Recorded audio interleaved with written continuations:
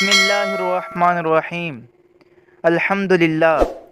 ربیع الاول شریف جب بھی آتا ہے ہر طرف گویا موسم بہار چھا جاتا ہے۔ اللہ کریم پیارے پیارے آخری نبی محمد عربی صلی اللہ تعالی علیہ وآلہ وسلم کے دیوانوں میں خوشی کی لہر دوڑ جاتی ہے۔ بوڑھا ہو یا نوجوان، ہر حقیقی عاشق رسول مسلمان گویا دل کی زبان سے بول اٹھتا ہے کہ نثار تیری چہل پہل پر ہزاروں عیدیں ربیع الاول، سوائے ابلیس کے جہاں میں سبھی تو خوشیاں منا رہے ہیں۔ جب دنیا میں ہر طرف کفر و شرک اور ظلم و زیادتی کا گپ اندھیرا چھایا ہوا تھا تو 12 ربیع الاول شریف کو مکہ پاک میں بی بی آمنہ کے مبارک مکان سے ایک ایسا نور چمکا جس نے سارے عالم کو جگمگ جگمگ کر دیا۔ روتی ہوئی انسانیت کی آنکھ جن کی طرف لگی ہوئی تھی وہ اللہ پاک کے آخری نبی محمد عربی صلی اللہ تعالی علیہ وآلہ وسلم تمام جہانوں کے لیے رحمت بن کر تشریف لا چکے تھے۔ رحمت عالم نے 12 ربیع الاول شریف کو صبح صادق کے وقت دنیا میں تشریف لا کر بے سہاروں، غم کے ماروں، دکھیاروں اور درد کی ٹھوکریں کھانے والے بیچاروں کی شام غریباں کو صبح بہاراں بنا دیا۔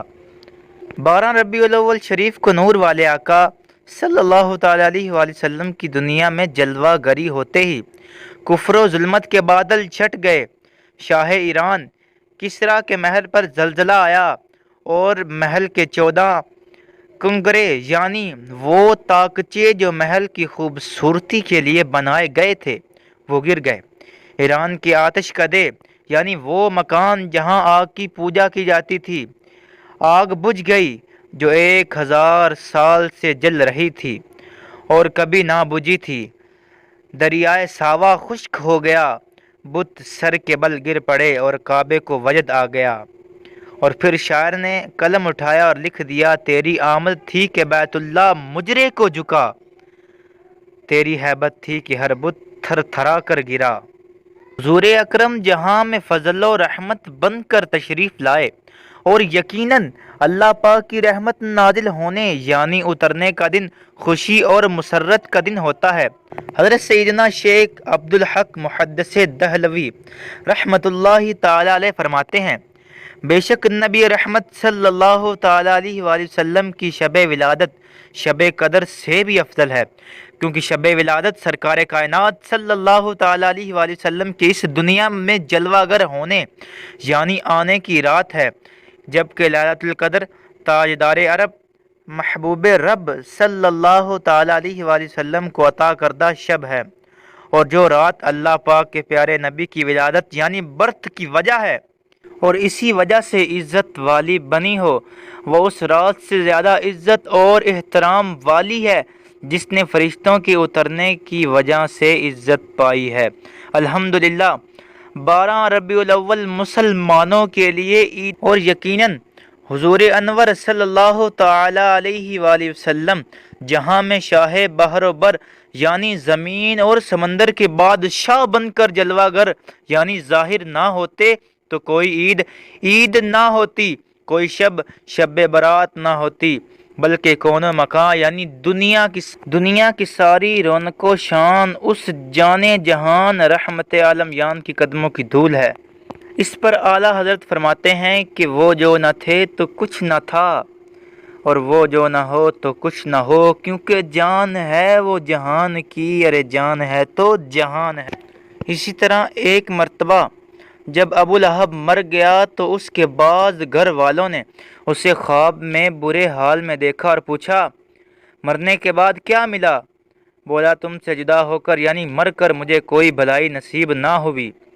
پھر اپنے انگوٹھے کے نیچے موجود سوراخ کی طرف اشارہ کرتے ہوئے کہنے لگا، سوائے اس کے